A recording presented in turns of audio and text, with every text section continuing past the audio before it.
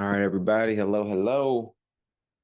Let's get those cameras on for those that are camera ready today. All right, I gotta have a few faces to look at. We can't do all black boxes. So I'm gonna go ahead and take a second and get some of those cameras on for me. There we I'll go. Thank you, I'll come De'Ara. on in. I'll come on in just a minute, Professor Aubrey. Give me just a Okay. moment. I'm coming in from the car. All right, all right. Appreciate it. Okay, okay. Welcome everybody. Let me go ahead and stop sharing here for a second. Welcome. Okay, so some of you might have been with us on Monday for the original Didn't Pass Now What. And for others, we might be just popping in for this multiple choice portion. So this is the Breaking Down the Bar series. So for our follow-up free events for the bar prep, window that we're in right now, what we'll be doing today is focused on the MBE. And I'll be sharing a little bit around strategy. We're going to have a little bit of dialogue about some of the common mistakes that we take and what we do. I'm also going to start off by talking a little bit about how to interpret those scorecards for all those that got those results and are struggling with trying to figure out how to read that. From there, I'm going to provide the legally fit strategy and what we do. So for all those that are going to be taking our program, you are effectively knocking out a little chunk of what your orientation is. So I think this is a really, really awesome session and a really, really awesome opportunity to start to find the strategy that you're going to use that you'll see can be the single reason why your score increases, right? So much of your score for essay and multiple choice comes down to the law. You have to understand the law, but it also comes down to the skill. All right. And so we're going to work on that skill portion today. So just to kind of get the conversation going a little bit as we give a few minutes for our people coming off of work or other obligations to get into the room, let me talk to De'Ara. So De'Ara, are you taking the bar exam in February? Hi, yes, I am. Okay, cool. Are you a repeat taker or is it going to be your first time? I'm a Repeat? repeat. Yeah. Okay, so how are we feeling about multiple choice? Is it something that you are wanting to work on more so than the other portions? Is it kind of equal with the other portions? Talk to me. For me, I think it's equal.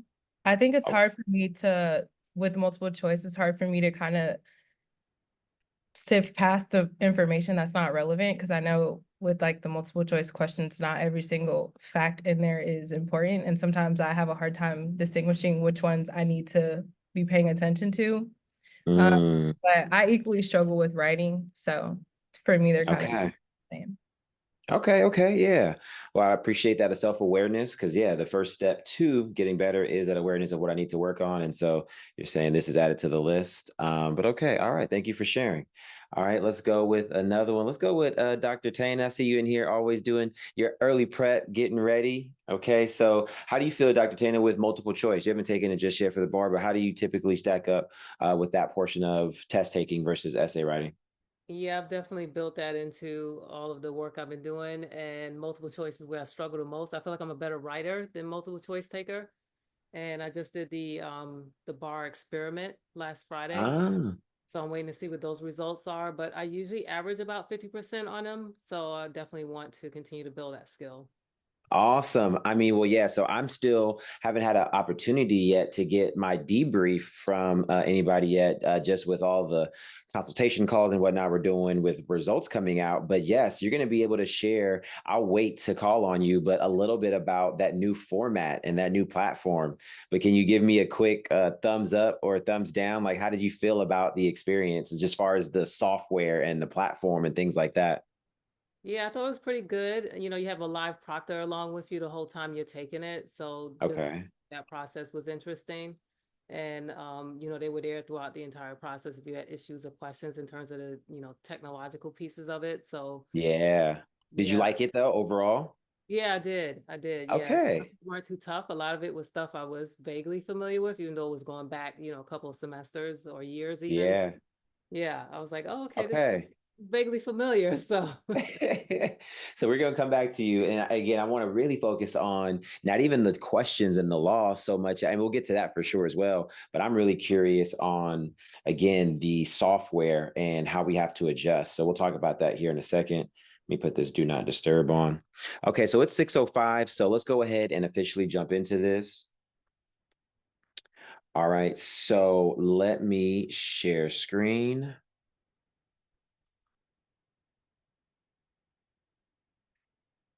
All right.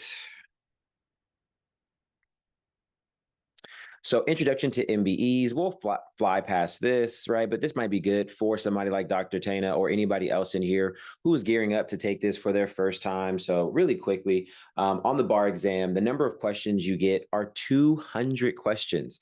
Very different than the 10 to 30 that you're going to be getting typically in law school. Sometimes you might get more, but that's a typical range. So you have to be prepared for that endurance of doing 200 questions, okay?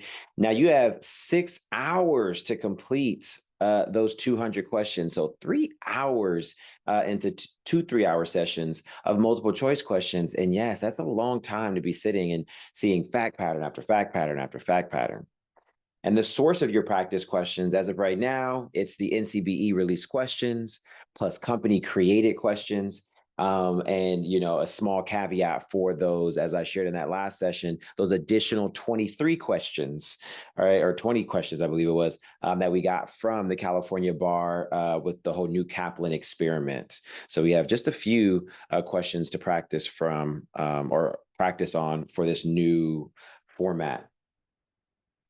So let's talk about the challenges of the MBE, right? So work with what you've got, right? So we talked about this and kind of dabbled into it in the last session on Monday, but for those that weren't here, right, this is the challenge of the MBE, regardless of whether Kaplan is making the questions or the NCBE is making the questions. The reality is that we don't have a ton of recent questions that were recently tested that we can use for practice. So what we're left with are all of these older questions, these thrown out questions by the NCBE, right, that we use on top of any questions created by various companies. So what that then lends to is when you get to the day of the exam, the very common complaint, which is, well, these questions didn't look like the ones that I saw in practice. And that's always going to be the case, right? That was the case for the people who did pass. So what is it that we have to do? At the end of the day, there's going to be patterns that carry over, but we also have to train ourselves on how to think critically through these questions, how to avoid some of the common pitfalls of multiple choice, which we'll talk about here in a second. All right, so some of the typical complaints: I didn't have the endurance to do the 100 questions at a time for 3 hours, right? So literally sometimes, right, that score can drop just because you started losing focus, right? You started glazing over the questions. So making sure we have that endurance is definitely one good step. Next, again, the questions on the bar did not look like the ones I did in practice. Different topics, worded differently, right? So both of those we see here. I had another bullet point, but I just made a new slide right before the session. And let's go to this next one. And that's where it goes over to. We have this new format. All right. And so before I go back to Dr. Tana, who can give us a little insight about the format, here's the background. For all those that just took the July 24 exam, you got what we've been doing for years, which is your multiple choice question in printed format that gives you then the ability to circle question or circle things, highlight things, underline things. Well, you couldn't bring in highlighters on the multiple choice portion, but yes, you could mark it up, right? It was tangible. Where it's now, we're moving to a digital, right, space. We're moving to a digital format for this.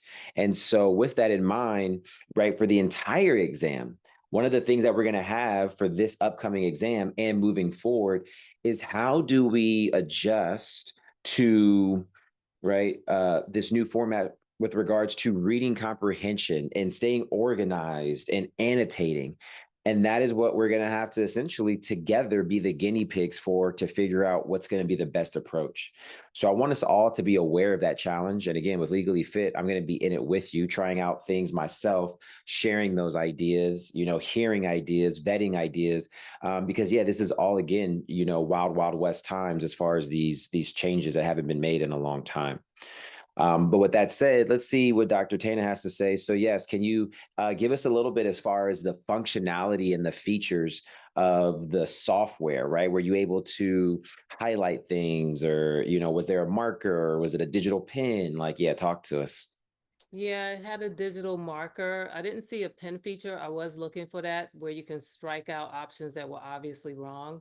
That wasn't very intuitive in terms of where that was, so I lost time trying to find that. They did have a calculator as well, even though you didn't necessarily need it, but there were options Mm, you needed to do some quick math to try and figure out like dates and times and stuff like that. And they did have like a little whiteboard as well where you can just kind of type things out. So they did have that too. But the only option I didn't see, and maybe it was just my, user error that wasn't intuitive, was how do you strike out options that were just obviously wrong? okay. So for the digital pen, so was that something that, yeah, it literally was like a marker almost, and you could circle things or underline things? Is that how that worked?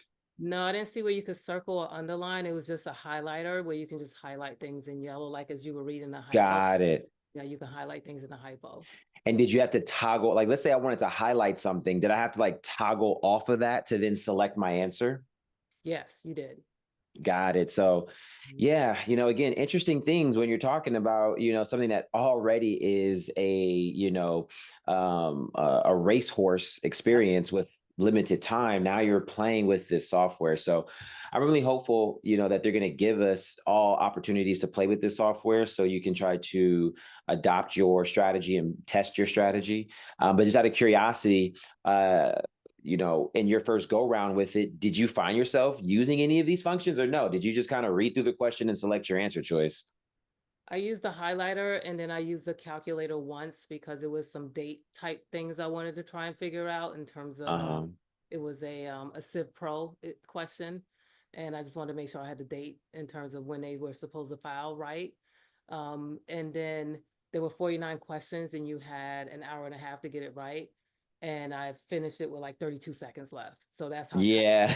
Yeah, that's how tight it was because I'm trying to navigate and find the tools and then also answer the questions. And some were very quick and fast to answer, and others took some time. And then also just trying to figure out where the tools were.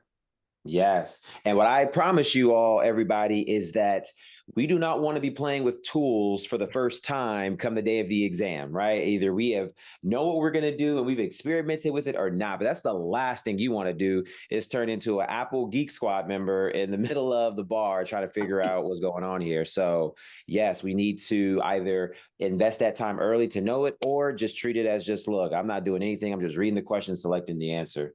All right. So the last thing I'll ask Dr. Tana is, did you personally, did you feel like, would you do that again of the method of using the highlighter? Like, do you feel like it was worth maybe any additional clicks, additional time? Did you personally like that?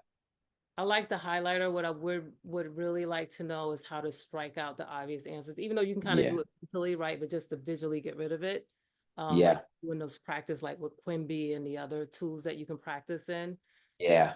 someone asked the question, what's the name of the program? It's sorry, it's called Guardian Browser, and then they have another Proctor tool that kind of works on top of that. Got it. So they can And then I heard compare. something about a potential physical whiteboard with a mark with a dry erase. Did you get that? Yeah, so that's another tool that you can activate. I just didn't use it, but that is an option where you can kind of like write things out, like if you want to write out. But you didn't get a physical one though, like a No, physical. it's all digital. Okay. It was Yeah, all digital. Okay. So again, that could be, I could personally imagine initially that's very challenging. Like, again, you have 200 questions in, right? 100 question in 3 hours to go back and forth with a whiteboard. That sounds like that would be too much. But again, we'll get more hands more on that software. yeah, and it splits your screen too. So when you activate it, it shrinks the question, it moves it over, and then you have these tools on the side of the screen now. So it also minimizes the question. And then the Got clock it. is always there, so they're always seeing what you're doing on your monitor too. So they actually have control of your monitor too. Ah, okay, okay. All right. So yes, once we're in bar prep, we will talk more about this. And again, these are at this point, the way I look at it, everybody, this is not something to be consumed with at the beginning now of our either first journey or reattempted journey.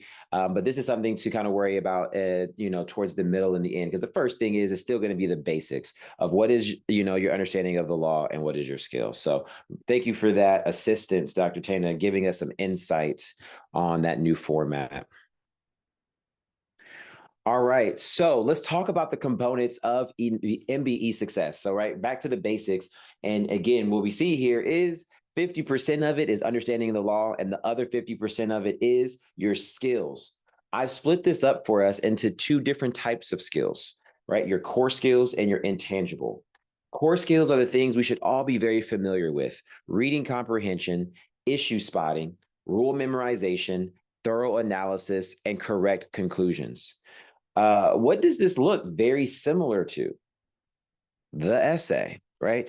It's really the same core skills. And, for some people, it really unlocks multiple choice when I tell them that all multiple choice questions are miniature essays, right? They're really mini essays or mini fact patterns where you have to spot the issues, analyze it, right? And then now one of the big differences is with essays, when you get to the end, you're not so focused on the correct conclusion as much as you are just making sure you put a conclusion. With multiple choice, you have to pick that answer that is either the correct or best answer.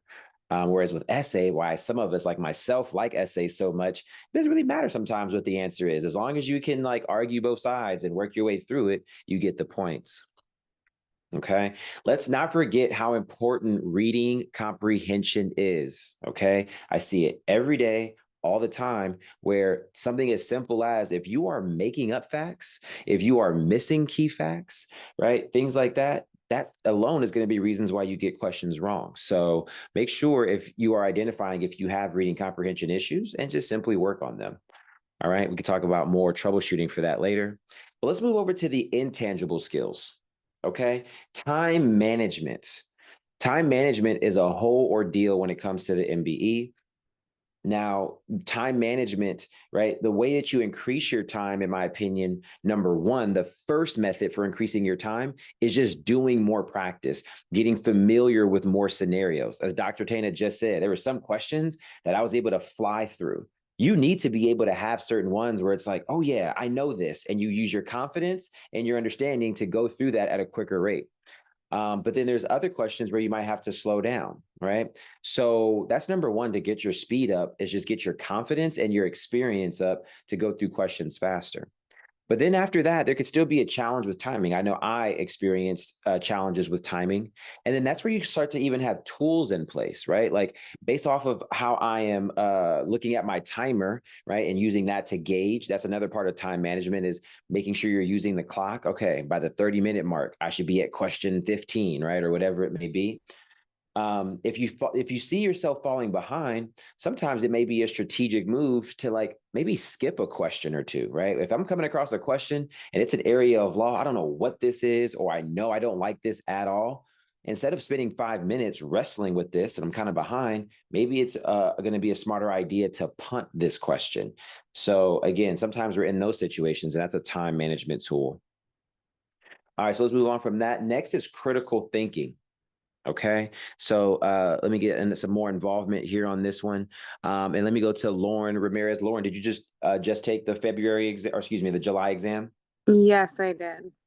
Okay, and so Lauren, I'm pretty sure I know the answer to this question, but let me ask you: did you come across a question that tested an area of law that you had not seen yet before? Mm, I I believe so. I know there were some questions where I was like, I really don't know the answer to this one. Yeah, exactly. I mean, I think that is typically a common experience where you come across a rule that you haven't seen or a topic that you haven't seen. So now you're left still having to answer this question without a lot of, background or support to help you. So in those situations, Lauren, what we have to do now is come with plan B. Plan B is now this critical thinking. And sometimes there is a critical thinking route to the right answer because the bar is pretty good with knowing what are the heavily tested topics. They know what the released questions are. They know what people are focused on. So sometimes those questions that are oddball questions, they're a little bit easier than what they look. And you just kind of have to slow down for a second and try to logically work your way through it. Okay. So again, we won't see any of those in practice right now. For those doing the program, we'll walk through some of those and see how that looks. But again, we can all relate to those scenarios. And again, it's a skill that you want to practice. And the way you practice it is that when you're doing, whatever your practice bank of questions are now, when you come across a question where you don't know what it is, that's your opportunity to see, okay, let me see if I can try to use logic here to get through. To jump down to another plan B attack plan for multiple choice, that is going to be, actually, it's the next one. It's the process of elimination. So this is also what I would call plan B. My number one approach to multiple choice is never starting off by crossing out the wrong answers. So we'll talk about that here in a second. But yes, it is still a skill that we want to have in our tool belt. Now, recognizing patterns and recognizing traps, these two honestly are probably the most important, in my opinion, on the intangible skills side. At the end of the day, every time you do practice questions, to me, it's all about data collection. Everything you do in bar prep is about data collection. It's not just, let me learn the law. Let me do this question and see if I can get it right. Yay, I got it right. Let me keep going and see if I'm ready to take the exam. No, what it's about is, what was this scenario? What were the arguments? What was the outcome? Let me store all of that. So then that way I'm prepared when I see something similar. When you shift your mindset to that, that is what gives you an approach now that gives you the highest chance of success. Because then on the day of the bar exam, you're looking, right, for so many things that are similar. I talk about this all the time, right? Some of my legally fit students know about this, right? Where we'll do certain essays in our program, right? And we'll go through it. And then the day of the bar exam comes, and then they'll give an essay that was almost identical to the one that we did in practice. And I tell students all the time, there's only so many ways you can test some of these rules, right? Like, how many ways can you have a battery? You're going to hit somebody, you're going to throw something, you're going to spit on, right? Like, there's only so many things. So once you get familiar with all those common ways, again, that confidence and that speed increases. So we'll work on that today. But yes, that's an introduction to all those skills. And hopefully you can see the importance of all of them. So next, let's talk about the most common issues. All right.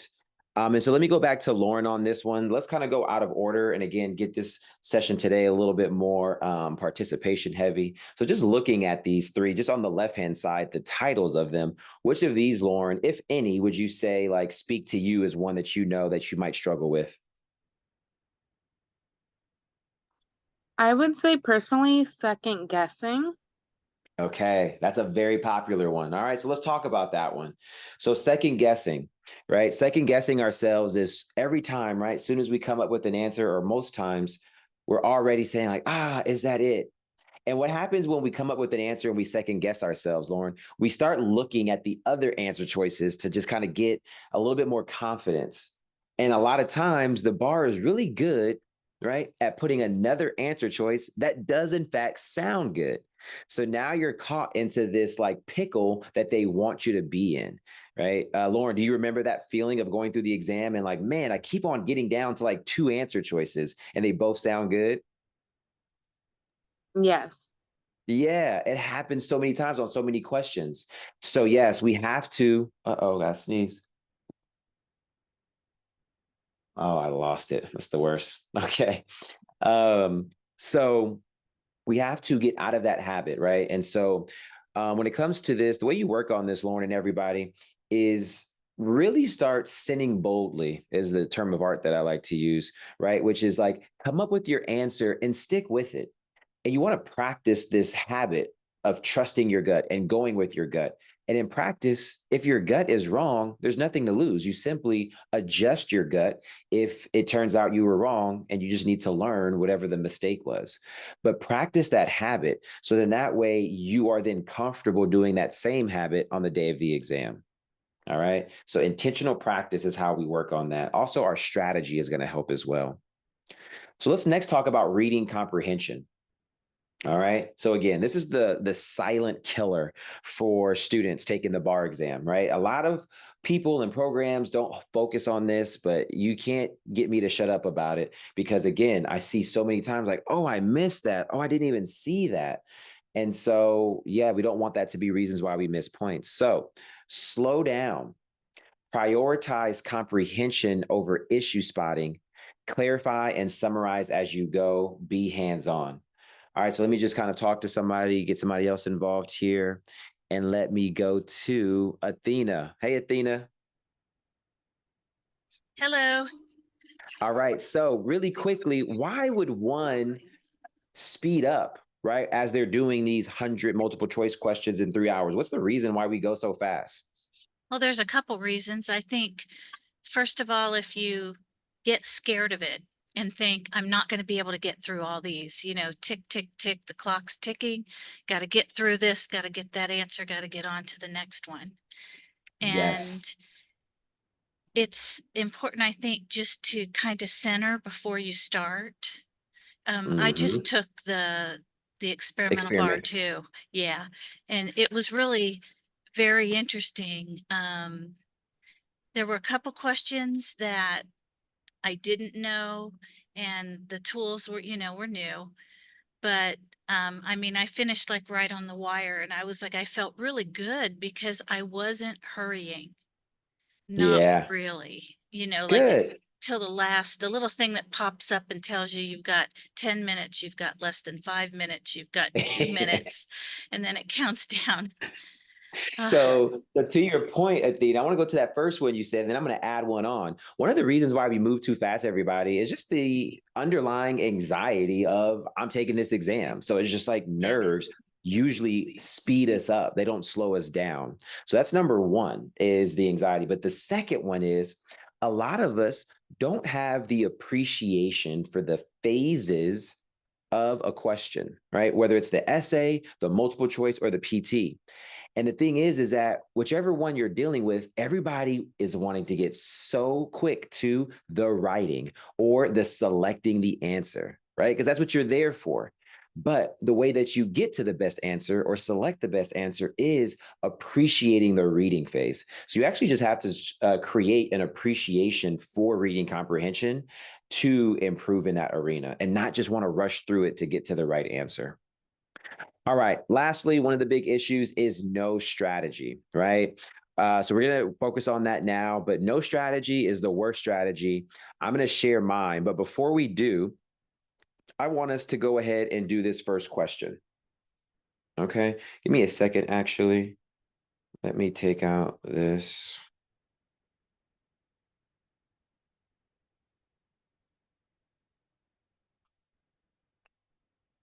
I don't want that part saying what topic is being tested. Don't worry about that.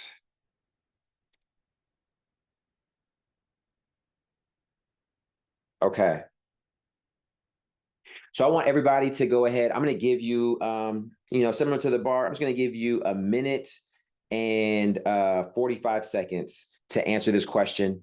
And then I want everybody, don't put it in the chat because I don't want anybody to piggyback off of anybody else's answer. I want everybody to directly message me.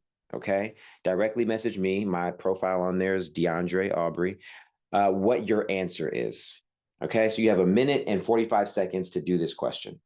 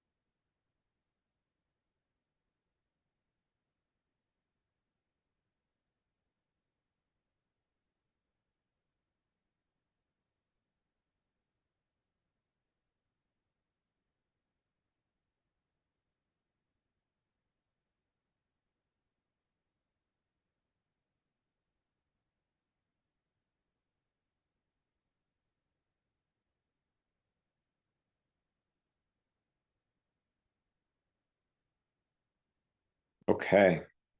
So I got a handful. You guys try to go ahead and throw those answer choices in there now. That time is up.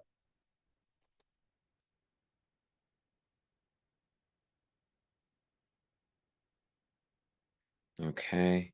And let me just go ahead and tell you, right? And we're going to come back to this question, right, and see what the right answer is.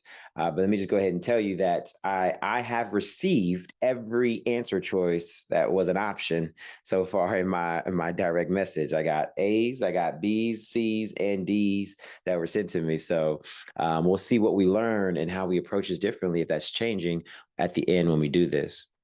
All right, so let me go to Vivian. Hey, Vivian, you there? Hi there, I am here. I just Awesome. had a feeling you were gonna call me. I just You knew had a it. feeling. You right? It was too long since I had, so I had to. So let me ask you, what was right in that quick moment I threw you in there? What was your strategy? Just kind of like, don't go through every single little detail, but from a big picture, kind of walk me through what were your steps of going through this question?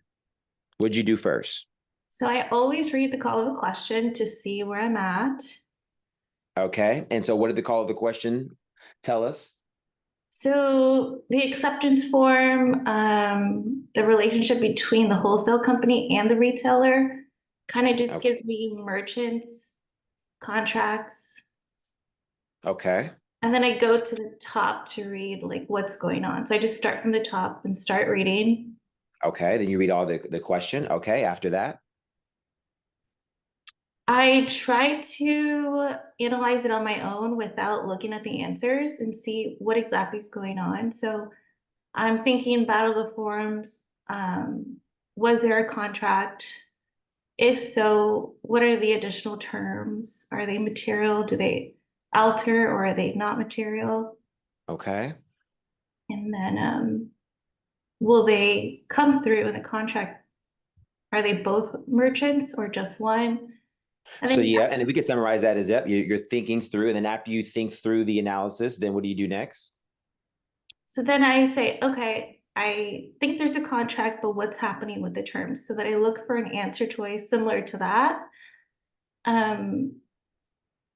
You mentioned something earlier. Sorry to sidetrack. I usually go straight to eliminating. So, for example, if I say there is a contract, I would eliminate A and B Mm-hmm. and then narrow down between C and D. Okay. Yeah. I've And that's changed coming. my approach though. So that's one Okay. of my questions for you. Okay. So I'm glad that you have an approach. That's really good. Some of us in here may not have necessarily an approach, or we might have one, but we haven't really kind of like identified it and recognized it. So I'm really happy to hear that you have one. And all in all, I overall like it. Mine's going to be similar with some, I would call in your case, maybe just a few enhancements. But we're going to come back to this question, everybody. And do you want to just go ahead and throw out for us all what did you get to with your method? What answer choice did you select? I said D. Okay, so we'll hold on to that. Okay, at the end of the show, we'll figure out if you were a winner. Okay, we'll come back to it. So let's now talk about the strategy that I want to share with you all. So before we get into it, I want you to remember practice, practice, practice. At the end of the day, right, for all those that didn't pass the exam and all those who are about to take this lesson for the first time, you simply have to do, right, your questions in a quality manner. For those that went through practice questions and just like flew through them just to say, I did my assignment today, you are not gaining like transferable skills, transferable knowledge. You're just gaining instant feedback on essentially where you're at right now. You're testing yourself, but you're actually taking these questions to learn. So for some of us, we need to make that switch on just how we look at all this practice that we do. We're not looking for indicators on if we're ready for the exam. We're looking for opportunities to grow in time for the exam. All right, so that's quality. Number 2 is quantity. For all those that did not get to at least 2,000 questions, my recommendation is 2,200 minimum. Some people might do 2,500. But if you're not hitting that mark, it's going to be really hard to pass the MBE. Okay. So again, look yourself in the mirror and know, like, if you on your first attempt, you only did 500 practice questions, 1,000, it's just not going to cut it. All right. So no matter what strategy you have or how well you understand the law, these are 2 things that are just universal rules. All right. So here's a strategy. Let's go ahead and skim over these and then we'll break each one down. All right. So Vivian, let's take a look at how similar and different. Okay. I think we'll see a lot of similarities. The first part is different. Okay. So you start off with reading the call of the question.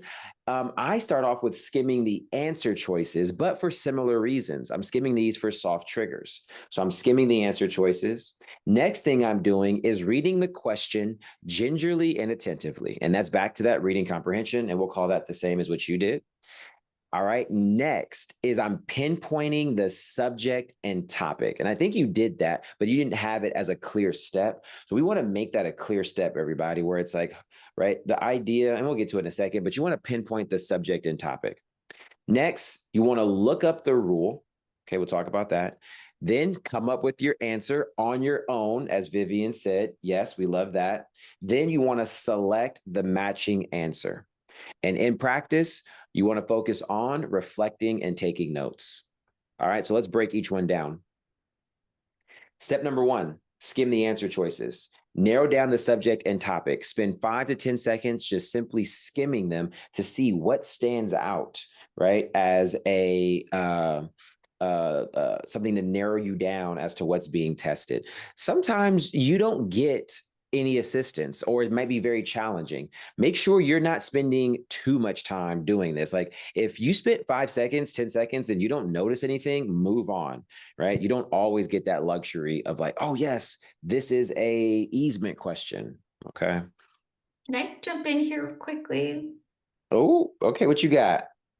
So I took the experimental test. I was forced to use your approach because I was running out of time. Mm-hmm. Those MBE questions were so long. I said, I can't read this. So I looked at the answers first. Oh, excuse me. You looked at the answers first. And then it oriented me to, okay, this is what we're going to be talking about. It's like these long paragraphs. So that's where I'm like looking for a new strategy. And I think this will come in very handy because I had to do it for like an emergency basis. Yeah, but now imagine starting this from the very beginning. Exactly. And that's a very good point, right? When you have a very, very long question, everybody, you're kind of reading through that for so long, trying to figure out where is this going, where yes, just skimming through those answer choices, like, okay, I know what world I'm in. Awesome. All right, so next we're going to read the question with intention. All right, so now we're going to the top and we're going to read. So first thing is lock in. Okay, multiple choice questions are many fact patterns. In your practice on the exam, if you're glazing over, it's like snap out of it. Throw some water on your face, take a second, but you have to be attentively reading. All right, take breaks as needed and all that. Okay, good. Next, be hands-on. All right, so this slide is going to get modified here because being hands-on is going to change with this new format. But traditionally, I like to circle parties, make little diagrams as I was reading and things like that. So again, this is what we're going to have to play with. I still think as you are getting your groove for this, don't be afraid to still use traditional paper for some of this as you go through, but you obviously want to deviate away from that at some point. So we'll talk more about that later. And then make sure you read the entire question. All right, next, pinpoint the subject and specific topic. All right, here's the quick lesson. Here's how a multiple choice question is made, everybody. I am a professor. I want to make a question. I go into an outline for property. I look at the outline. I pick an area of law. I want to test easements. I want to test specifically creation of a easement expressed by grant, right? I look at that rule, okay? And then I create a scenario around that rule that either forces it to be valid or invalid. Okay. Then I present that rule to Vivian. I present that rule to you all through that test. Your job is to reverse engineer that question.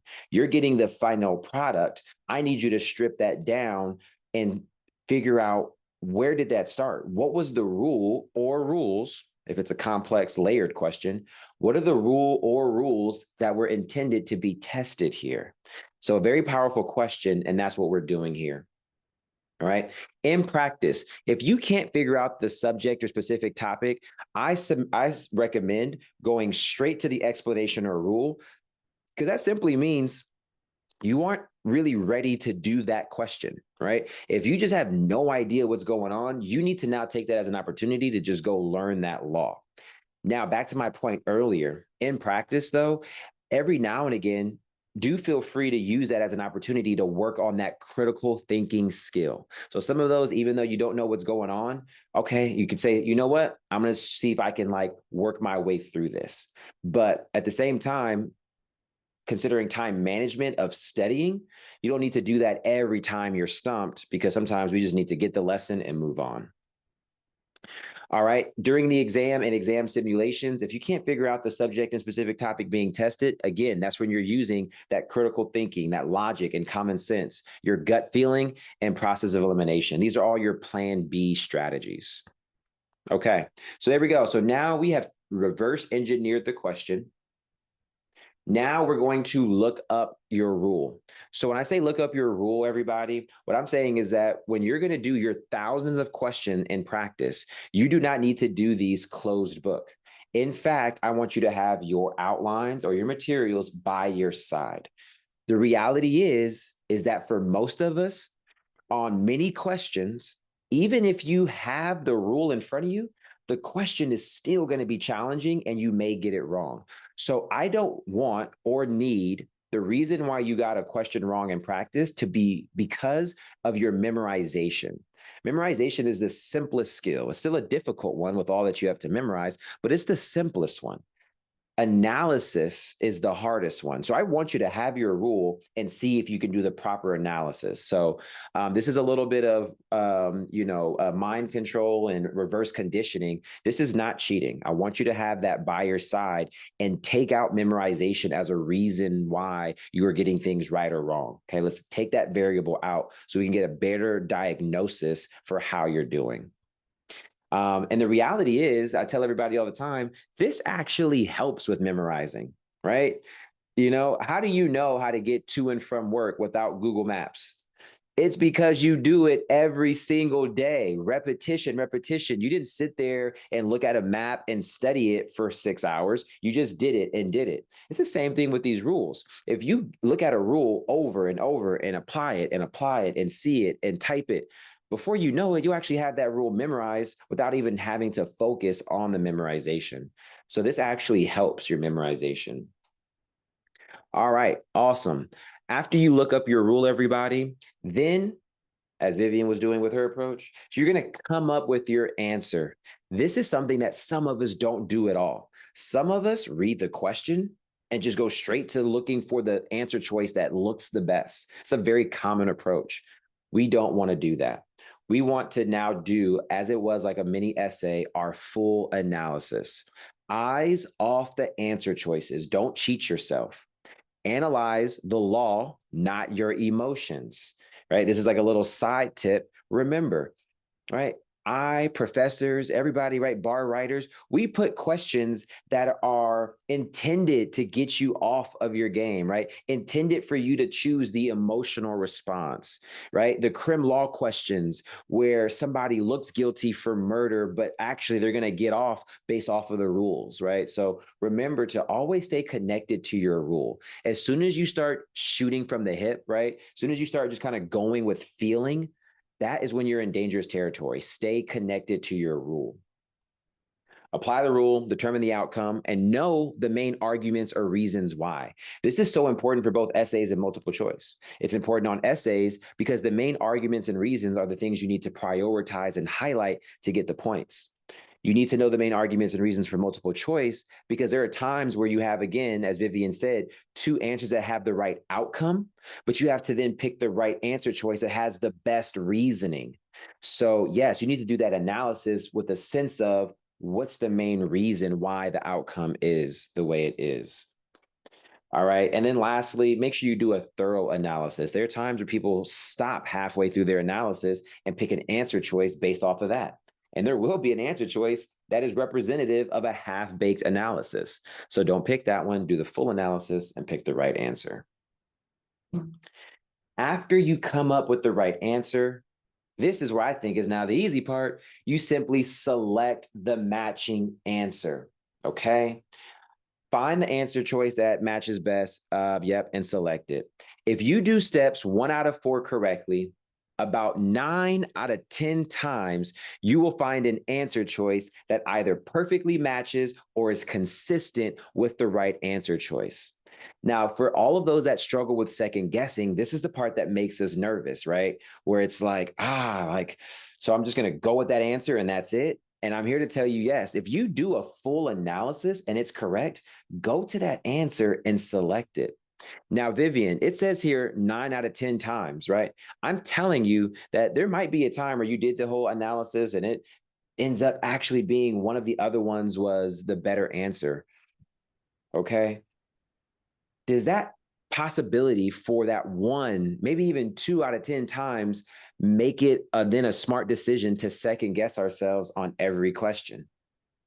Definitely not. It's not worth the risk. Exactly, right? So for all those that can appreciate a statistic perspective, right, that's what we're dealing with here, is that if you use this method, right, and you focus on this, now you're in a position to shoot for 90 or 80% accuracy.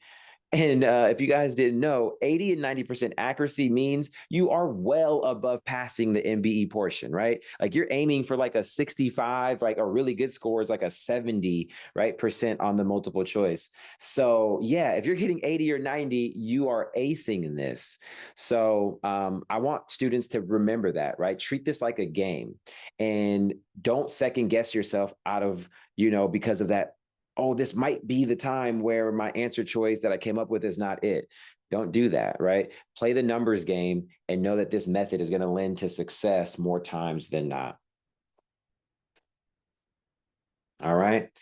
Okay. And so when you're in practice, right, this is the last and important step. This is also the step that very few take. Reflect and take notes. If you got a question wrong, I need you to study the explanation, figure out where you went wrong, extract the pattern from the question that you just did. Okay, so study the question, figure out where you went wrong, and then separately extract the pattern. If you got a question right, skim the explanation, make sure you got it right for the right reason. I know we all like stumbled into the right answer before, like, ooh, surprised myself, I got that right for the wrong reasons. So get that clarity. And even though you got it right, still extract the pattern. Questions testing niched or nuanced areas of the law. So let's just talk about this for a second. You came across your UWorld question, your adaptive bar question, and it was just like something completely left field, something you have not seen before, not in your outlines, very nuanced rule. When you have those situations, this is not an opportunity to freak out. Oh my God, what is this? I've never seen this before. What? You didn't train me. What is going on? No, this is an opportunity to take in what is clearly a rarely tested topic and just create this now personal experience with that rule. Take it in, data collect it, right? And be prepared for it the next time you see it. Remember this, all right? There's an infinite universe of rules they can pull from for the MBE. If you studied bar prep in a way where before you did practice questions, you came across every single rule that they could possibly test, you would be overwhelmed, right, to the 10th degree with the amount of material.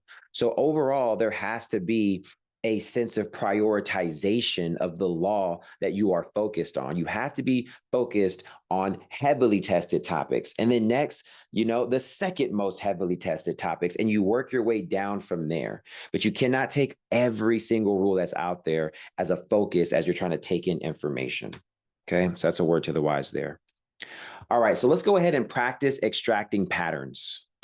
All right. I don't know why this happens sometimes. Give me a second to refresh this presentation.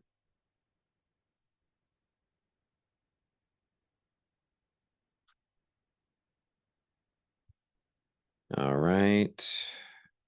Share.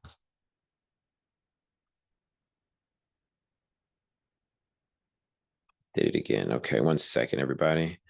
Let me stop share.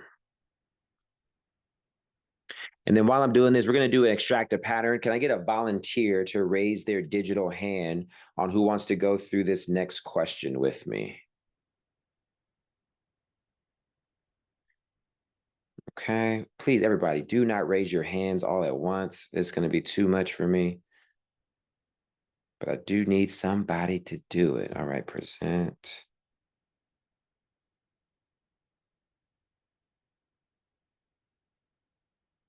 All right, Lauren, I appreciate you taking one for the team. All right, present, share.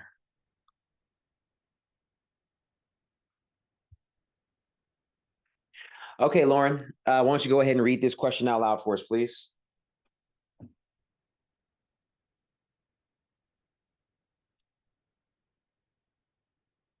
You there, Lauren? I think she's muted.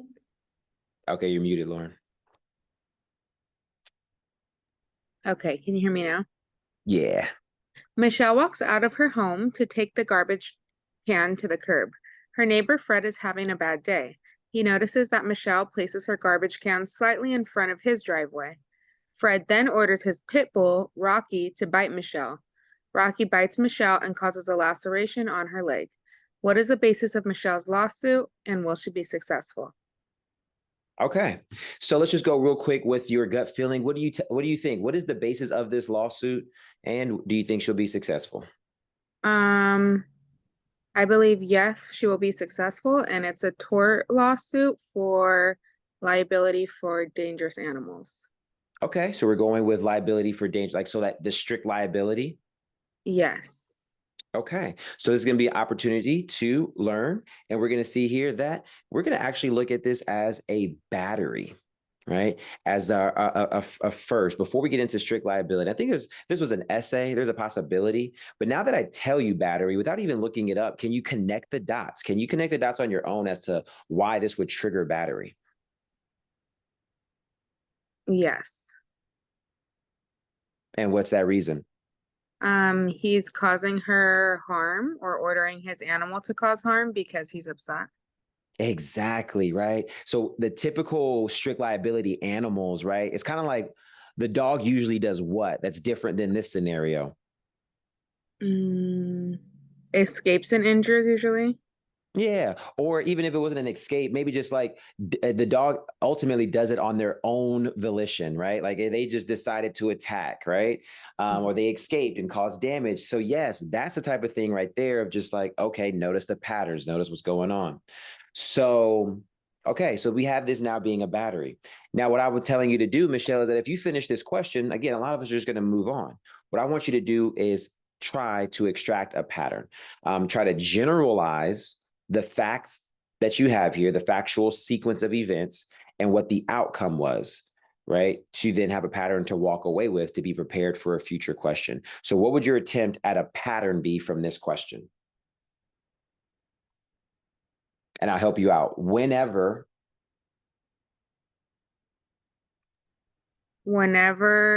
someone orders an animal to cause harm, it's a battery. when the defendant orders an animal to cause the harm to the plaintiff, that's a battery. Here you said whenever somebody orders an animal, like that was perfect. Whenever somebody orders an animal to hurt somebody, that's a battery. There's no like perfect wording with this. And Lauren, you want to do this in a way that's going to like, you're going to remember it. So you want to talk to yourself in your lingo, in your dialect, right? Whatever it is that's going to like connect. And that was perfect. I love how you did not say when you order a dog, like, why does this have to be limited to a dog? It sounds like when you're ordering an animal. So that was a perfect example. So what you're doing now, Lauren, is you're walking away with with transferable knowledge for a similar question. So then let's see how this can look. So now you do a question where it says, Jody is at the zoo with his family. Jody starts teasing the monkeys.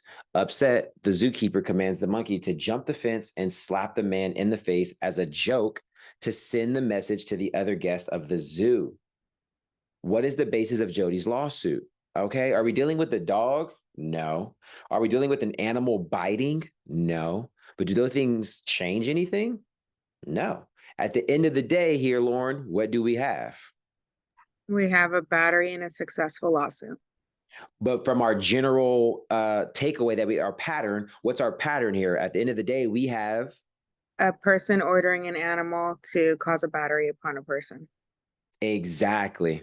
So, Lauren, this is then how you get that confidence, that comfort, and some of that speed when you see that, right? When you're going through this, you're like, yep, I've seen this before. This is a battery, doom, and I'm out of here. You're not second guessing yourself. You're not going through the motions. That is how you transfer that again, that time you spend in the practice. It's with that mentality.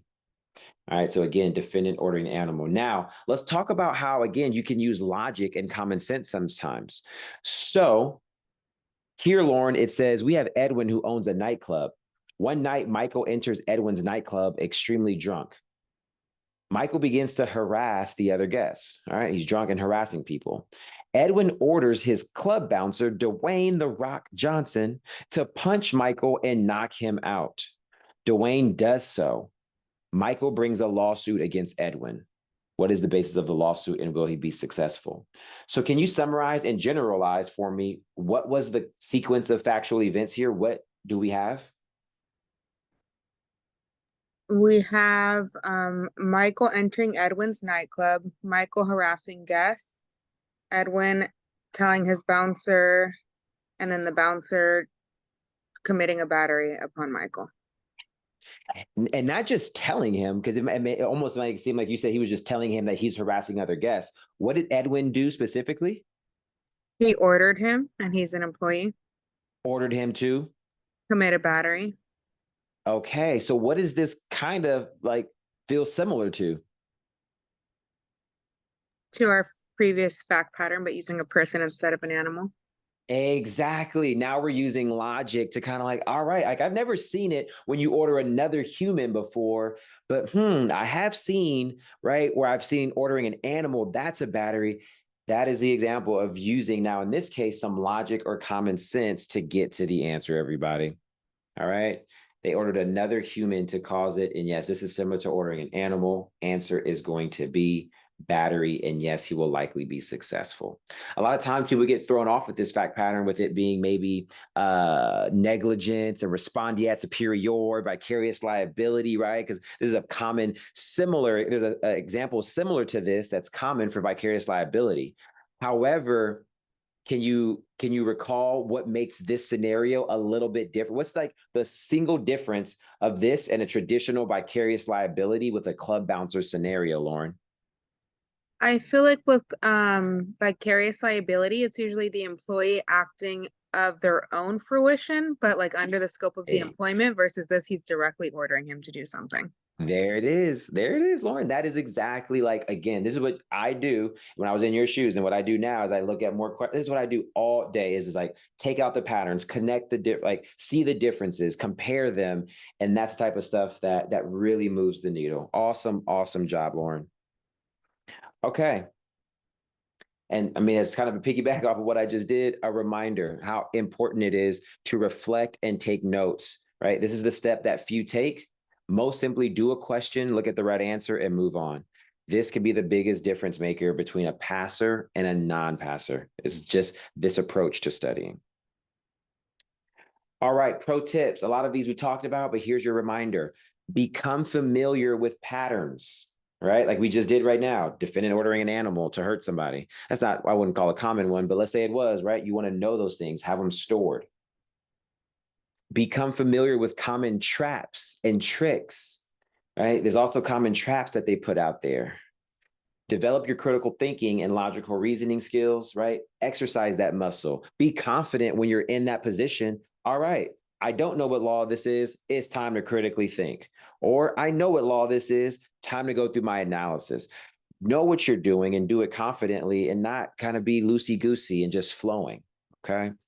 And remember that every question has a source rule, right? Reverse engineer the question.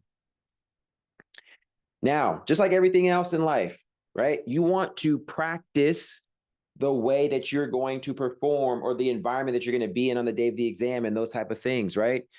You can't train for a marathon by simply running on a treadmill in a gym, right? You got to get outside. You got to get in the elements. You got to do all the things. So all that to say, the way you practice has to be connected to how you perform.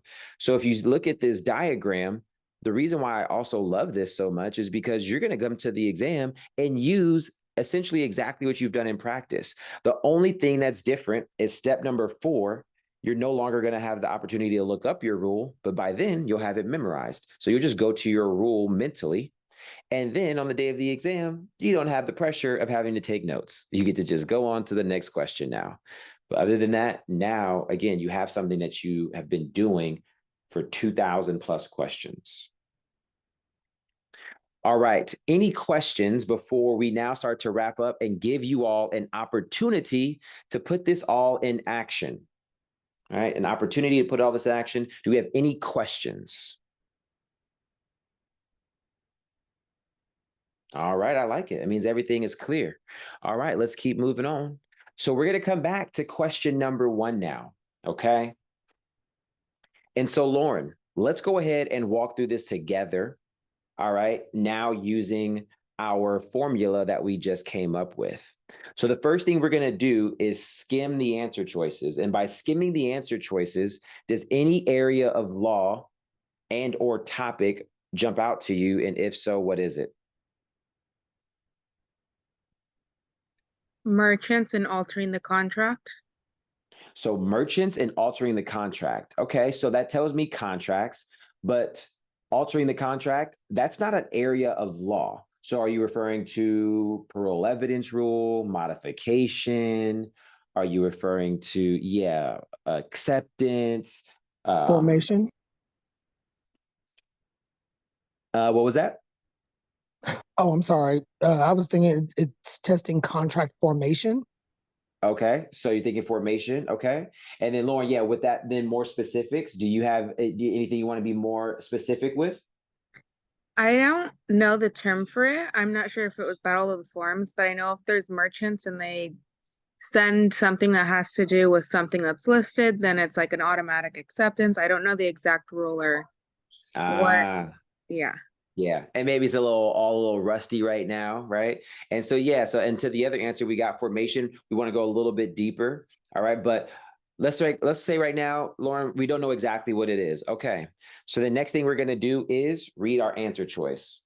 Okay, so let me kind of show you, Lauren, how I read this. I kind of am trying to process the facts as I go. I'm trying to have a little fun with it and really get a sense of what's going on. So on June 1st, a wholesale company. As soon as I see a wholesale company, I'm thinking this is somebody who sells a lot of something. I'm translating that wholesale. All right. They received an purchase order. Okay. They received an order. Somebody wants to buy something from them from a retailer. Okay. Got it. Like a retail shop. They can target. In which the latter ordered recoil widgets for delivery no later than August 30th and a delivered total price of $10,000 as quoted in the company's current catalog.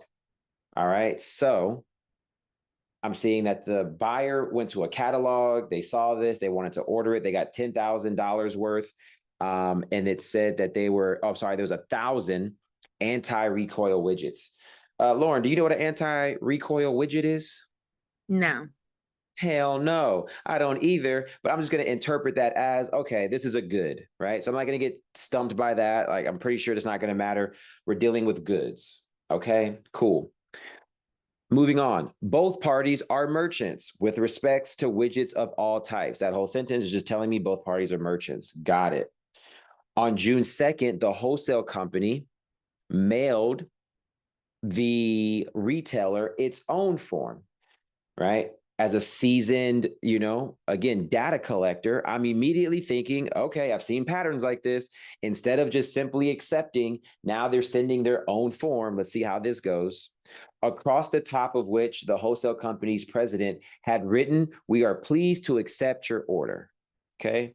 That could have just been in a letter or an email, right? But they put it on this own form. And then this form contained the same terms as the retailer's form, except for an additional printed clause in the wholesale company's form that provided for a maximum liability of $100 for any breach.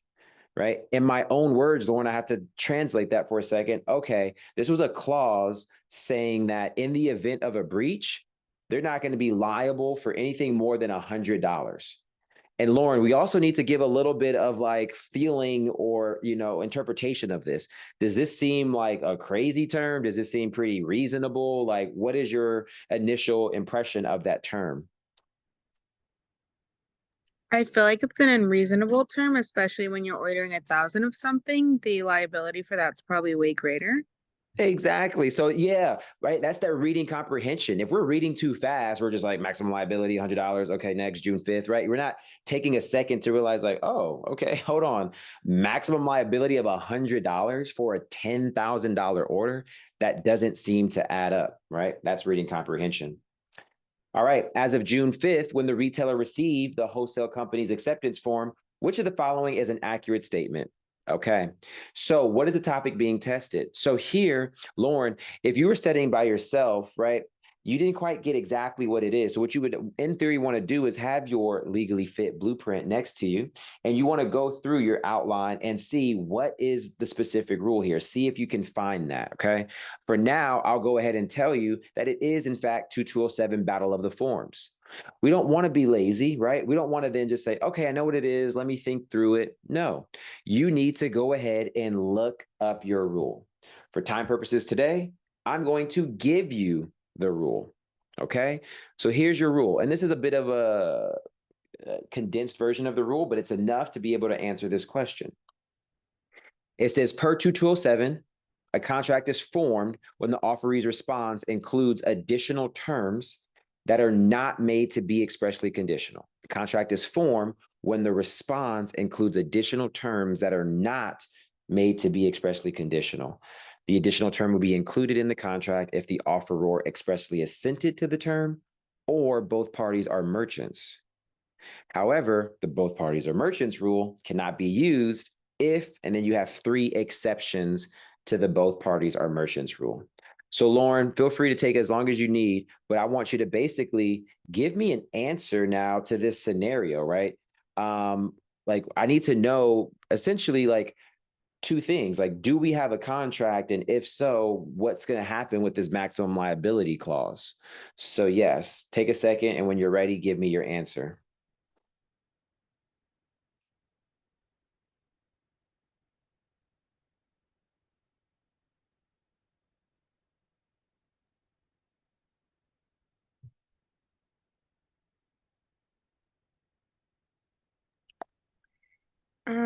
I believe that the rule and exception 1 or either 2 applies. I believe it's more limiting.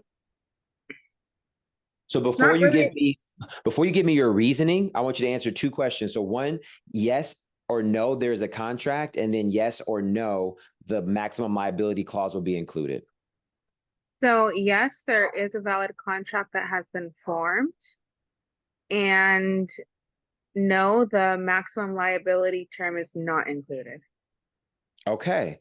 And so now getting into the reasoning, what do you think is the main reasoning why the term will not be added? Well, when I went through this in my head, I was believing that it materially altered the contract. And I don't, now that I'm seeing number 1, I'm thinking it's a limitation of acceptance because it's limiting the liability, but I don't know if it's like that applies to Okay. only the physical number of goods itself. So I feel like it's more a material alteration. Okay, so we're going with material alteration. That is correct. And I'm going to give you some insight now to clarify what number one looks like.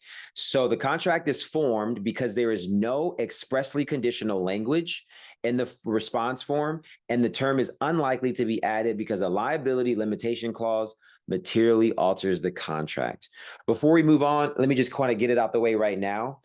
The original offer limited acceptance, what you're looking there, Lauren, is not something like a liability clause. What you're looking for is something in the original offer.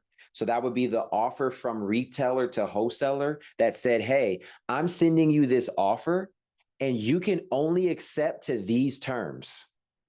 I call that the good lawyering, advice. Like, to avoid a 2207 problem in your offer, just get it out of the way by saying, if you accept, you have to accept to these terms only. So that's what that means. So that's going to be the difference here. And now we can rule that out. All right. So now what we're doing here, Lauren, I don't want process elimination. I don't want any of that. I want you to beeline it to what is the answer choice that best matches what you just came up with. D. D, there is an enforceable contract whose terms do not include the liability limitation clause in the wholesale company's form. The correct answer is D. Okay. All right. I do remember your answer too, Vivian. Special shout out to you. You got that answer correct. So kudos to you. And I'm not surprised because, again, you used a formula that was so close to the one I just shared. But Lauren, how was that for you going through that process? Did we kind of see how this strategy takes off a little bit of the load and the stress of doing a question? Yes, I think I'm so used to reading the question first, so that will be hard to get used to. Uh-huh. And then also we got to make sure then we reverse engineer, come up with that rule, do it, and then get to it. So yes, I find this to be, again, a strategy that if you practice it, man, will it increase your multiple choice score. All right, so let's do the next one. Oh, and before we move on, we have to go through the pattern in the notes. So De'Ara, hold that hand, please. And you don't have to put it down, just keep it up. And then let's talk about the pattern. What would you do here, Lauren, as far as a pattern?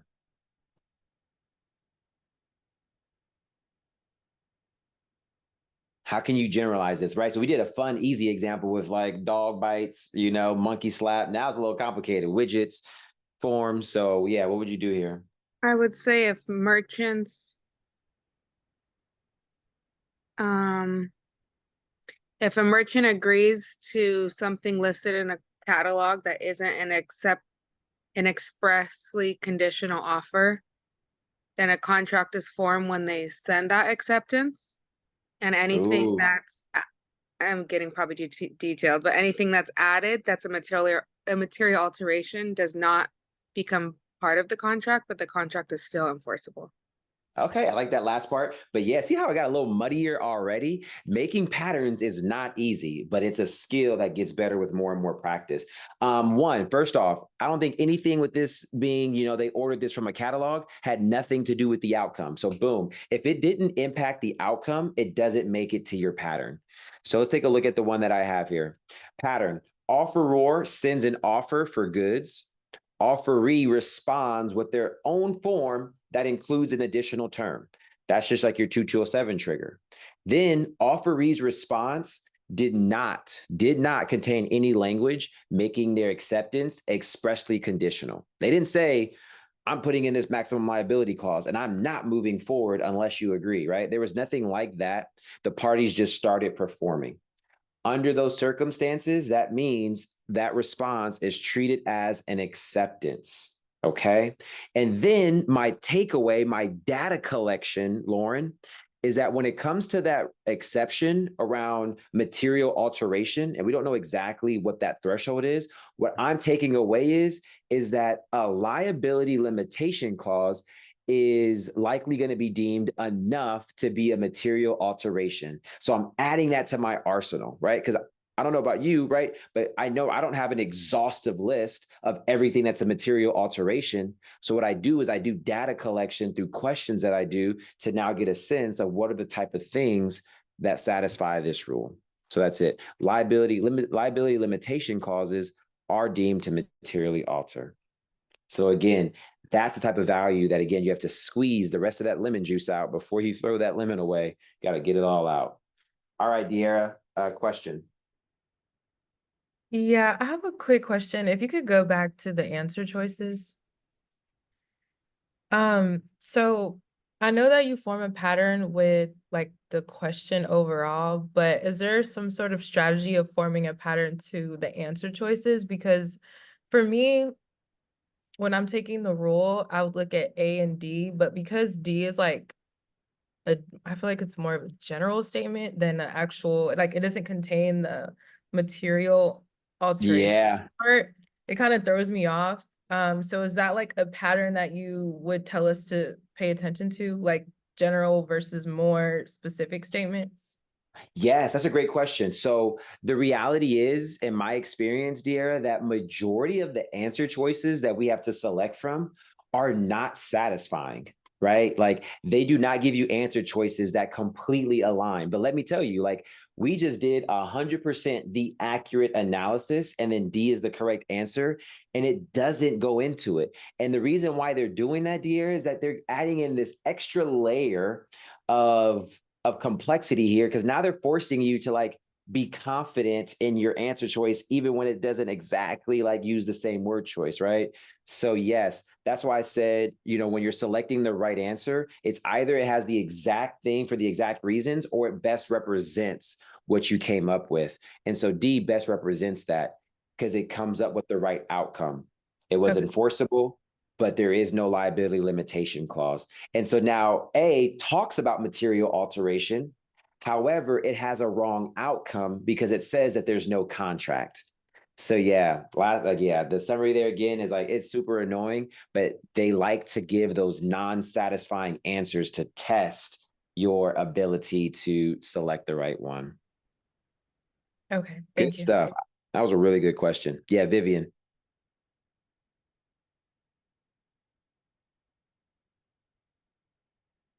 You there, Vivian? You muted? Sorry. Based on your experience, do you see a question like this showing the knockout rule? Or when one person is a merchant, but not both? Or does it show up like this? No, they like the 2207 is not all that popular overall. And funny enough, the knockout rule doesn't come up all that much. Okay. Yeah. Good. Thanks. Okay, so now let's do question 2. All right. And so let's go ahead and do another volunteer who wants to go ahead and put this into play. Lauren already stood up and took it, for us for the first one. Let's get somebody else. I need somebody for question 2. And we only have 2 questions, everybody. We should be hopefully out of here by 7:30 for all those that are on Pacific Standard Time. We got another 12 minutes, I would say, or less.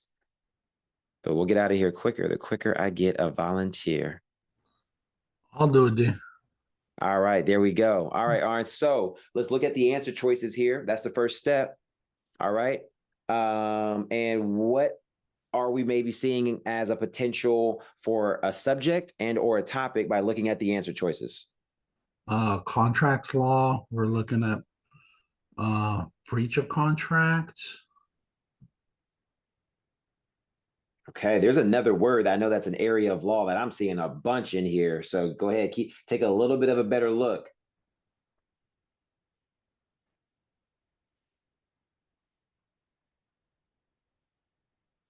Anybody want to phone a friend? Anybody want to shout it out? Formation or no? No, not formation. It's something I think very specific. Yeah, anybody want to shout it out?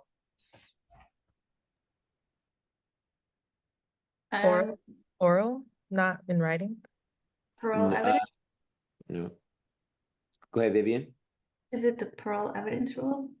That comes up once. That's another thing that I see there at least 2 times. Whether there's the existence of a contract. No. Modification, right? You guys remember the modification rule? A says no because the oral modification was in good faith. C says yes because the parole evidence bars proof of the oral modification. right? So yeah, we missed that, and that's in 2 answer choices. Okay, so again, that might not always see it, but all good. We're working together as a group right now. All right, Aaron. So I'm not saying that that's what it is, but I at least wanted you to catch the fact that that was in 2 different answer choices. So let's go ahead now and read the question. A landowner and a contractor entered into a written contract under which the contractor agreed to build the building and pave an adjacent sidewalk for the landowner at a price of 200,000. Later contract So pause there for a second, Aaron. I want you to summarize, kind of like how I was doing before you move on. Kind of summarize. So, what is the contract for? It's for building a pavement, like paving the sidewalk. So it's a landowner hiring a contractor. They have a written contract for 200,000 to pave the sidewalk. Aaron, I've been saying it. The silent killer is reading comp. All right.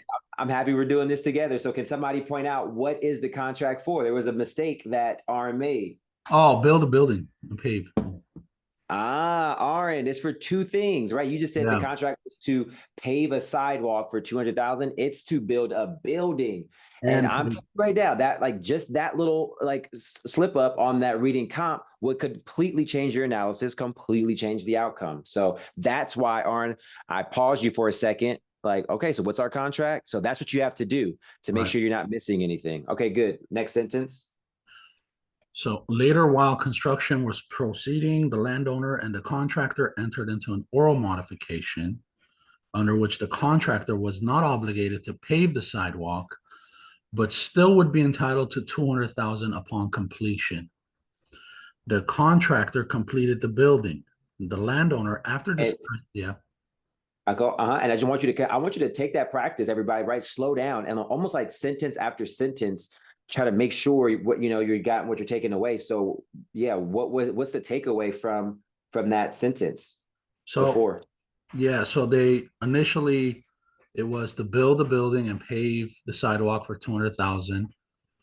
Contract modified, oral modification. So now the contractor is still entitled to the 200,000, but they're not obligated to pave the sidewalk.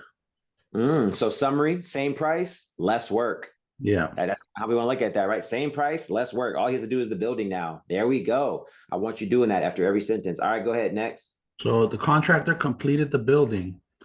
The landowner, after discussions with his landscaper, demanded that the contractor pave the sidewalk.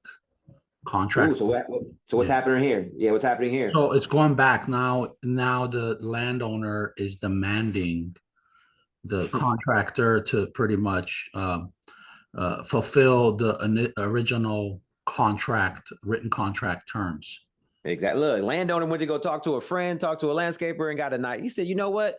I changed my mind. I want you to actually do that sidewalk." Exactly. I want you to feel that. I want you to interpret that as he had a change of heart, and now he's trying to act on it.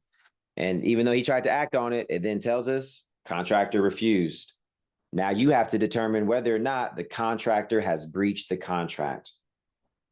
Now, again, Aaron, everybody, what we might naturally do is just like, I just want to get straight to the answer choices.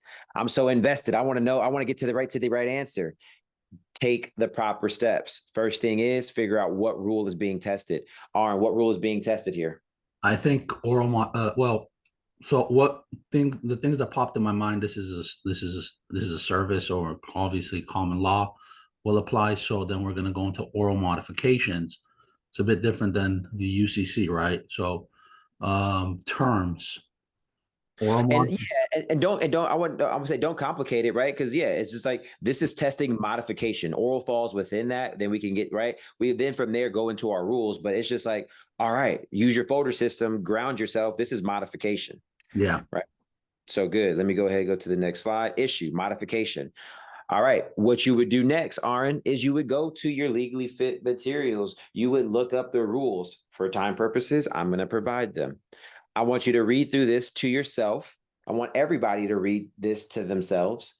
And I want you to come up with the answer to the question on whether this was a valid modification or not.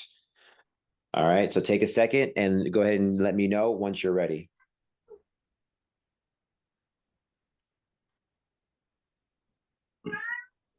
Okay, I'm ready.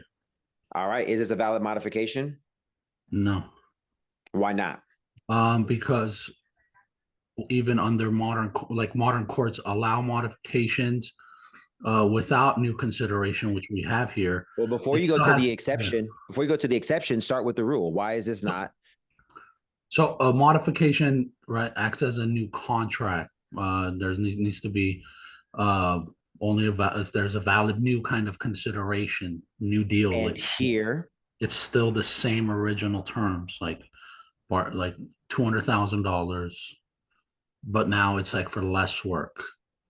so did either party receive new consideration? No. Well, So well, exactly. no, well, the landowner, no, right? If you want to, I guess no. No, so they did. So yeah. So this is what I'm saying. Even with the rule, our analysis might not be all the way, right? So Aaron, the way you would analyze this is under the common law, there has to be a new or additional consideration for both parties. Here, the contractor did receive new consideration in the modification, and that there was less work to do. Less work is consideration. However, the landowner did not receive any new consideration that maybe could have been in a reduced price, right? Or something else. But no, he did not receive any new consideration. And then as you then went through, there's two exceptions there. And there are no unforeseen circumstances to use here for exception number 1. And there is no honest dispute about a legal duty owed. So none of the exceptions work. I did our due diligence and we went through those. And yeah, the answer is no modification, which is the answer you came up with. But because there is no consideration and no exception applies.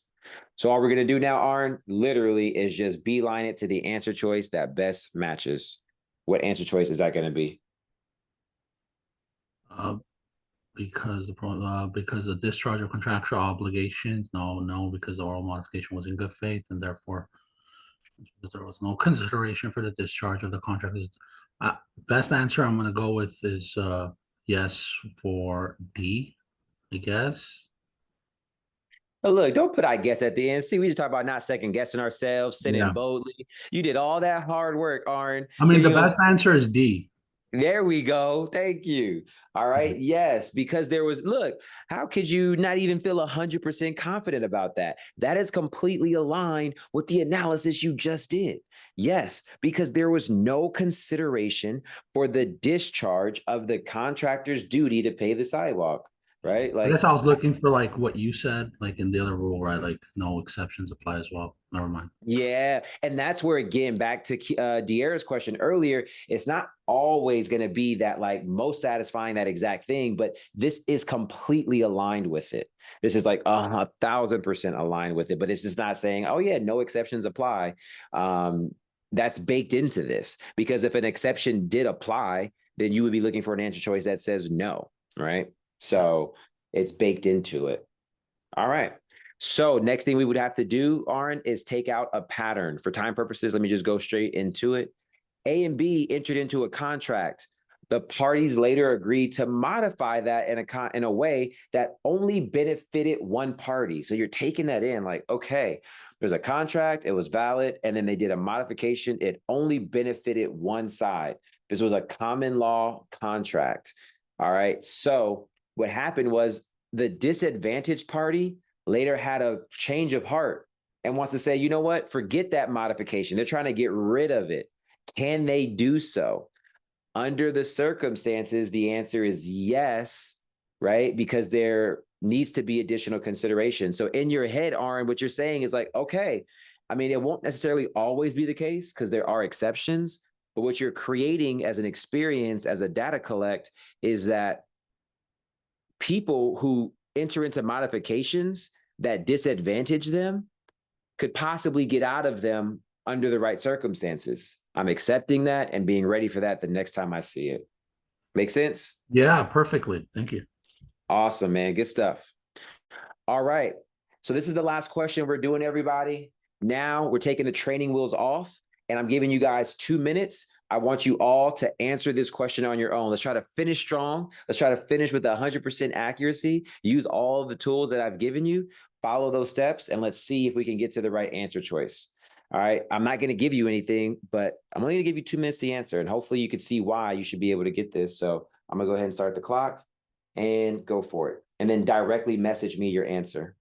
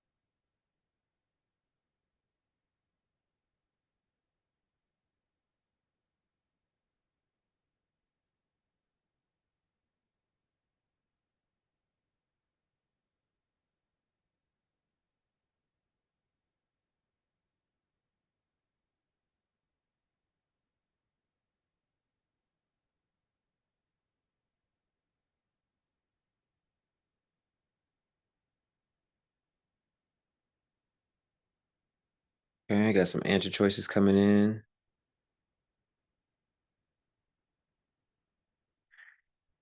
Vivian, I'm gonna need you to retype that answer, please. And you know what I want you to take out.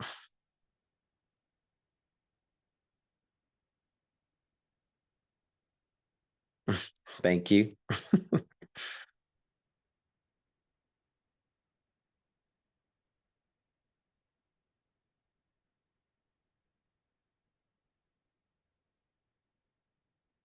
Okay, that's 2 minutes. Let's go through this. Really quick, let's go through it, Vivian, together. Vivian, there's a reason why we should have all been able to get to this correct answer and pretty quickly. Were you able to see why that we should have been able to do that? Following our pattern of, no, I don't know. Yeah. Because question number 3 is essentially the exact same thing as. Really? You missed it. That's the importance of patterns. Question number 3 is almost the exact same as question number 1. Remember the pattern from question number 1. A party for good or contract for goods sends an offer. Another form, no expressly conditional language. There's acceptance and new terms with no expressly conditional language. And then you had to have this conversation around material alteration. Here, a buyer sent a signed letter. That was the offer of goods, nails, right? We don't even need to get into the detail of goods, right? The seller then mailed the buyer their own form, right? And then it said on there that we agree, but then it has this additional clause. It says disputes regarding quality shall be arbitrated. So Vivian, now this is not a limitation on liability clause, but rather a arbitration clause, right? Instead of it being a dog, and the second hypo, it was a monkey, right? But it's essentially, right? That's how we're looking at this. The buyer did not reply to the seller's acknowledgement form, and the parties just started performing literally the exact same setup. When the buyer received the nails, it kind of gives you some of the detail as far as there being a problem. And now we have to figure out, right, what's the best advice and what's going to happen with this arbitration clause. Vivian, we already walked through the rules. The first thing we look at is, was the new terms made to be expressly conditional? And the answer here is, was the Well- arbitration clause made to be expressly conditional? Was there, yeah. Well, isn't the offer supposed to be not conditional on the offer side, not the acceptance side? No, your focus is on the acceptance and your focus is on the additional term. So again, it has to be something along the lines of, I'm putting in this arbitration clause and I'm not moving forward unless you agree to this deal. Your focus is on the acceptance. Okay. It just felt like there was no offer and acceptance, but Well, look right here. It says a buyer sent a signed letter That he stating agreed. all those things. So that was the offer. Yeah. And then it says the seller agreed. That's your offer and acceptance. one little word, got it. Yeah, exactly. That reading comp. So there we go. So the answer there is no, there's nothing that's expressly conditional. So that means, yes, we have a contract. Then it's like, did both parties assent to this term? No, there was no assent by the buyer to this term. Well, are both parties merchants? Yes. Do any of the exceptions apply? Right. The first one we want to think about is this a material alteration? Is an arbitration clause, right? If a liability limitation clause was one, do you think an arbitration clause one is also going to be one? Yes, totally, yes. Yeah, right. You're going to dictate where we're going to litigate. So we're going to lean towards, so we're going to lean towards yes contract and no addition of this clause. So what answer choice is going to best match this? So, C. C. C, a contract was formed when the seller mailed its acknowledgement and the court must decide. So look, it actually took a little pressure off of us in this one, Vivian. It didn't even force us to figure out whether the arbitration clause is going to be added or not. Again, not always the most satisfying answer when you know the likely outcome, but that is, in now this case, the best answer choice. Contract was formed, arbitration clause, right? We must decide whether it as in the material, like, yes, that is the best answer choice. And that is, went backwards. Answer choice is C. So that is a takeaway, right? Don't beat yourself up. Anybody on, if you didn't catch that, but that again is why I'm saying you have to sit with these patterns. I gave you a fun, easy one in our lesson with the dog and then the monkey and then Dwayne Johnson, right? But you have to still apply it to widgets and boxes and 2207 and things like that. So Vivian, after going through it, do you now see how this is just like question number one? Oh yeah, and it just looks different, but it's the same thing. And that's the thing. And that's what I'm telling you, everybody. It's like, there's only so many ways to test 2207. So all they're doing here is like, all right, get rid of widgets, insert boxes of nails, get rid of sent to email, sent to sign letter, get rid of sent their own form back, sent acknowledgement form back, right? Like they're just changing all of these little things, but it's the same sequence of events. Absolutely. Awesome. So hopefully this was an eye opener, everybody. I see the couple of hands. I am going to answer those questions right now, but I want to give everybody who is ready to go the permission to do so because it's 7:30. You guys stuck it out for a really awesome session. So good job in that regard. So next event is going to be next Monday, and we're going to actually go through one of the bar essays from the July 24 exam, okay, and talk about it together. So good stuff today. And then, yes, I'll open up the floor to questions. Real quick, All right. before everybody leaves, let me just say, if you already RSVP'd to this event, which you did, you don't need to RSVP again for the essay. You will automatically receive the link. Perfect. Thank you, Monique. Absolutely. Thank you. Thank you. You're welcome. You're welcome. All right. Okay. UTN. I said it right. Yes. Hi, yeah. Quick Okay. question. Were there like indicators where I'm supposed to see that they were both merchants? Because I just see buyer and seller. So I thought it was one merchant. So the merchant rule. Yeah. A buyer sent a signed letter to the seller stating that the ship 100 boxes of nails. The seller mailed us, okay, that agreed to buyers. It doesn't say it specifically in here. So yeah, but I think it's the context of what right, we're kind of working with it, I think they are allowing you to make the assumption, which we typically don't want to do, but that is now what we would see here is a little bit of gauge setting. And I think it's like under the circumstances, like nothing of this seems novel to like just an individual buying this, right? Like buying 100 boxes of nails. This looks like, well, obviously the seller is obviously a merchant, right? They're selling these goods at this volume. And it did require a little bit of assumption on the buyer's end, but I think the context is suggesting such. So yeah, you're accurate in kind of seeing like, oh, it wasn't very clear. So yeah. Interesting. Okay.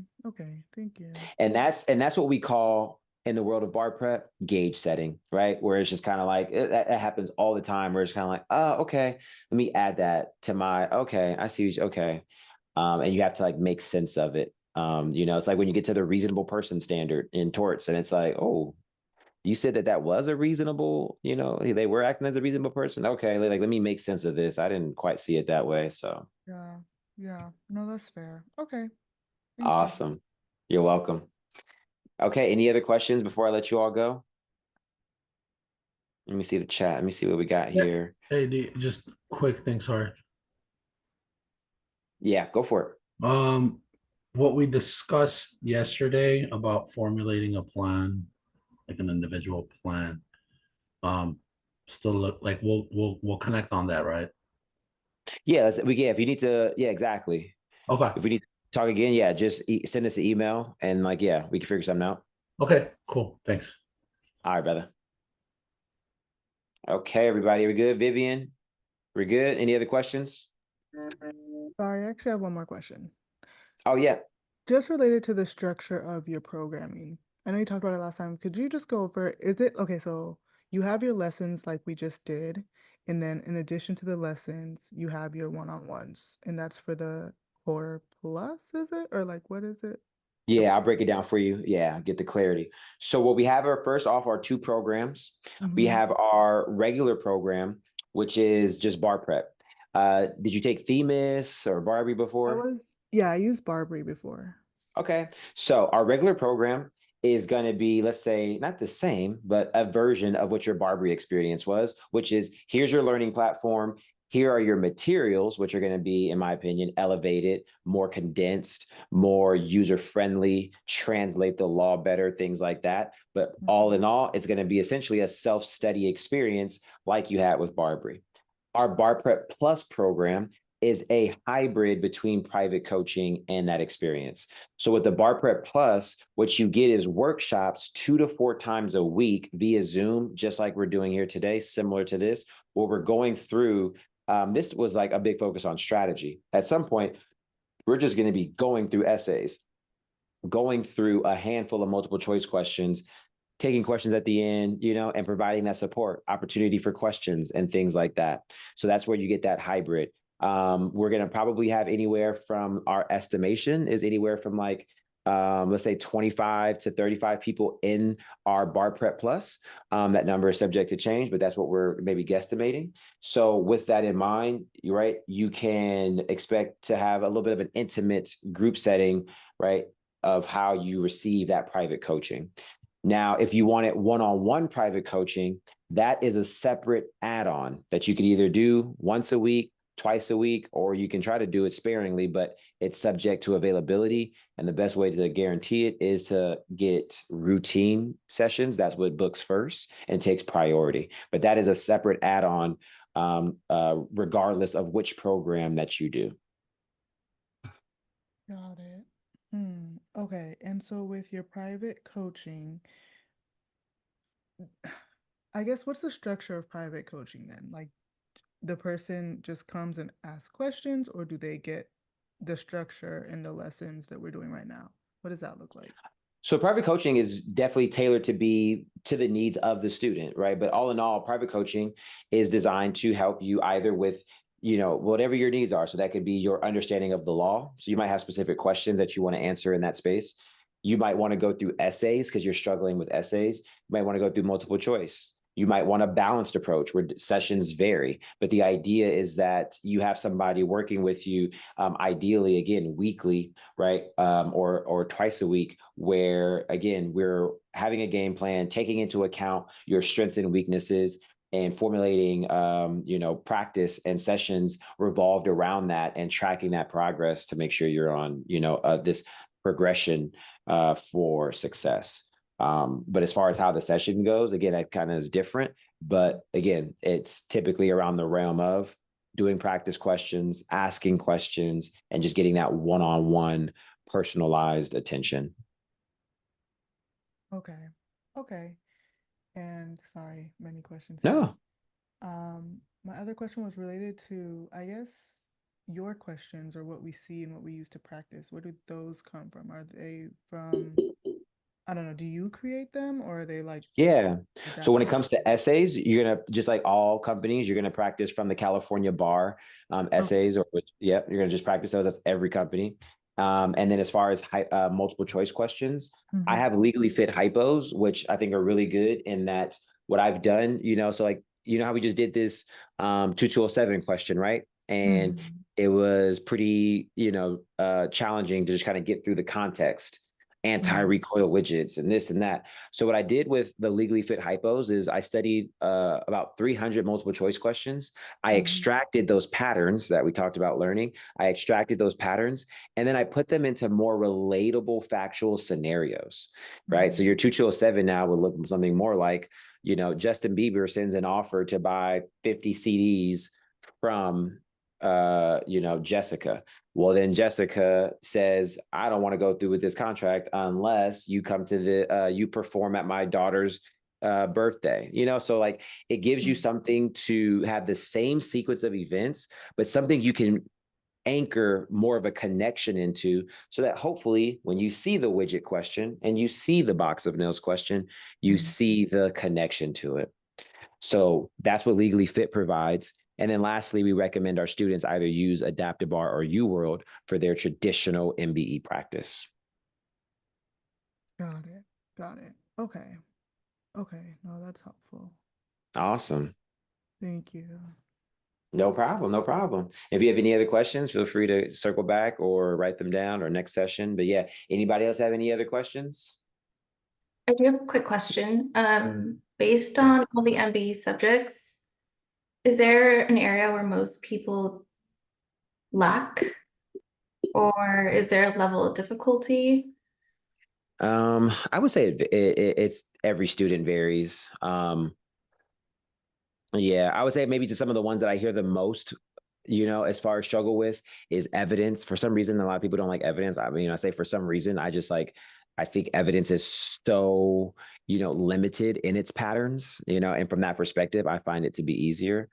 I think tort questions sometimes struggle people because they like mix in Civ Pro.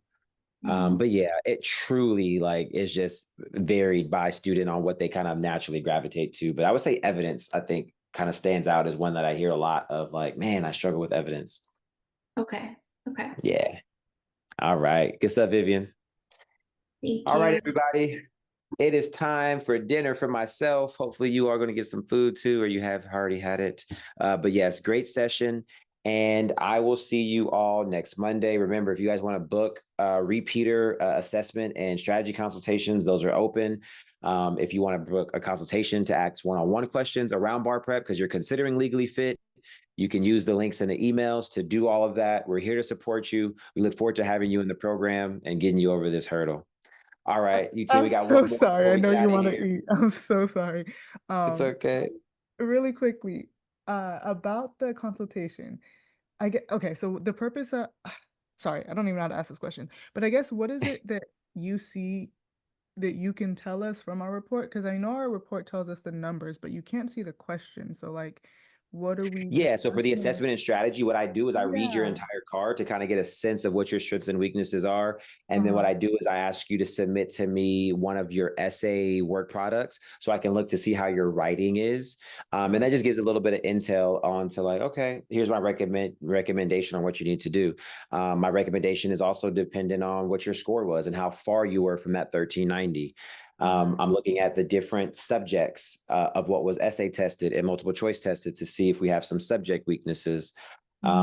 So I'm doing all of that magic work to interpret the scorecard. And then from there, whether it's legally fit or not, we're coming up with basically an attack plan. Should I start early? Am I working? Okay, I'm working this many hours. Okay, this is what I recommend you do. So basically it's like you're getting a personal trainer to kind of get your game plan together, is the goal.